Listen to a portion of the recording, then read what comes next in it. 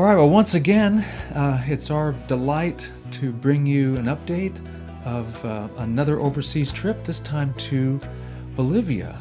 And so let's start at the beginning, Dave, with the invitation by a Bolivian national, which I always love the fact that almost every time we travel overseas, it's by the invitation of folks from that country. And this was Henry Nogales. So tell us about that. So yeah, it's probably a year or so ago that Henry called the office, and he is the president of the National Evangelical Association. And on the phone with Henry was a representative of New Tribes Mission. Yeah. So both of them called me, but Henry did most of the talking and was so excited to invite you to come and be a part of a conference that they were putting on in Cochabamba. Really the first of its kind conference, which was training for indigenous people groups in Bolivia, a 3-day conference with seminars and breakout groups and music. And you were part of that really 3-day conference in Cochabamba. And what's beautiful is, as in many places in South America, the work was started by missionaries years ago. And this particular mission agency has been there maybe 60, 70 years, I don't know. But as God would have it, they begin to pull out and transfer all of the responsibility and leadership now to the National Bolivians. So it was beautiful to see this conference run by nationals. And there were a smattering of folks from here in the States, but they were really background and not very visible. They were in a serving role. So that's really beautiful to see. And the conference was for those who have sensed a call to missions in their own country. Exactly. So Bolivia is a very diverse place. I mean, talk about just not topography, but even lots of different tribes and languages. Right. I think we found out at the conference that there's over 30 indigenous people groups. 18 of those groups were present. That's amazing. Which is amazing. Yeah. And you recall one of the nights when they invited you to come up and Dick to come up and play the keyboard and do a song that they all knew, and then the mic was passed around to each representative from one of those tribes, and they sang a chorus or a verse in their particular language. We heard 18 languages in one song. That was something. Yeah, and it was a beautiful picture because he mentioned, okay, if heaven is a place where there's a people from every nation, tribe, tongue. Now I don't think it's going to be this cacophony of confusion, but it was beautiful to hear all those languages and to see Bolivians sensing a call to go back to their own tribes. So it was really a beautiful sight. It really was. And Henry wanted to make it a very special event, and I appreciate that, but he called and had a big vision. Let's do an orchestra. Wow. Yeah. Let's do a big choir. Let's have a 100-voice choir and a 26-piece orchestra. Can you send the charts and we'll practice? And, I mean, they did it. They did it.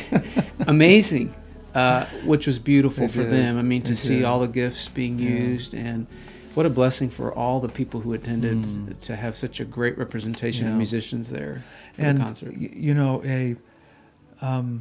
For this, I mean, this was a first-time missions conference targeting the indigenous people of Bolivia, and it's such an important calling, and we got to be a part of it. And to encourage them.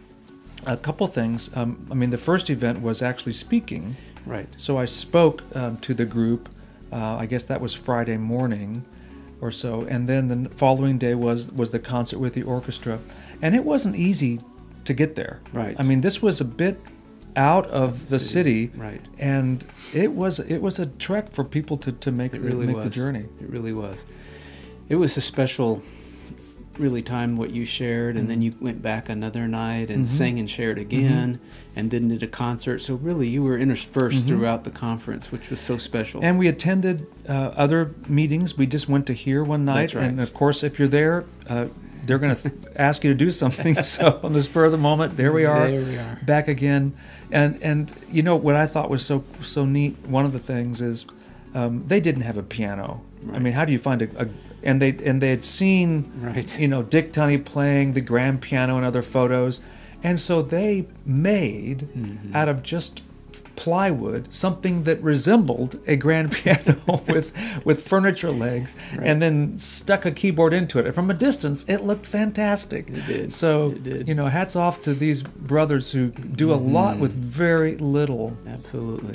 and are a real testimony to us also of, you know, using resources wisely in the kingdom and knowing that there's a great work to do.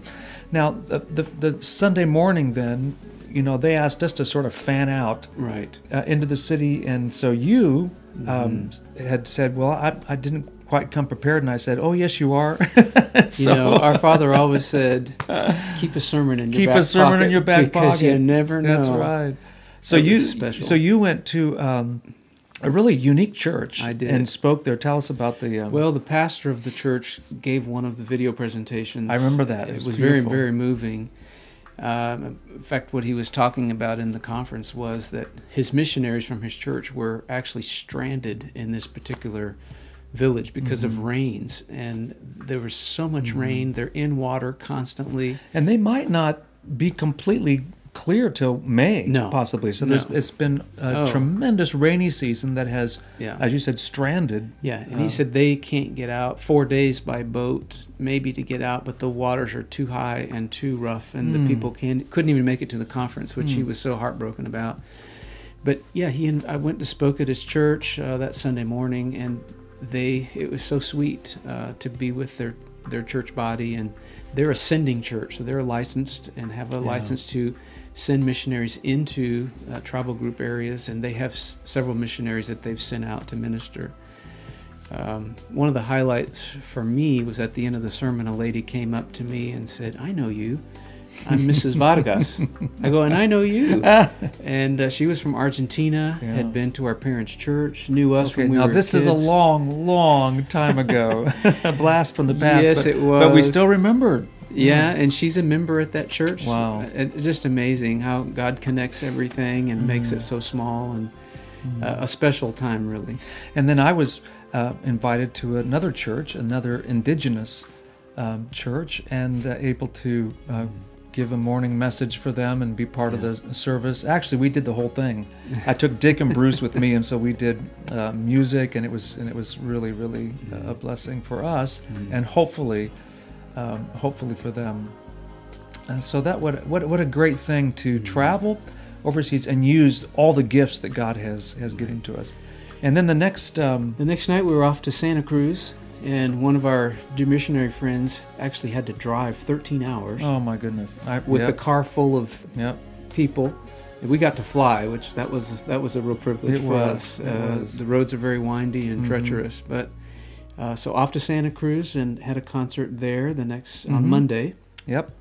And again, that was the same kind of emphasis. It was part of the same event to encourage missions into Bolivia, to the indigenous people of Bolivia. Yeah. And so we had, it wasn't overflowing, but we had a good group of folks, and they were warm and receptive.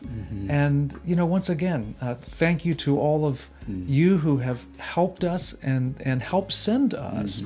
We get to go places and pass on that encouragement to places that really need it. And we could see it in their eyes, and it was a tremendous blessing to be there. So thank you so much for your part in sending us.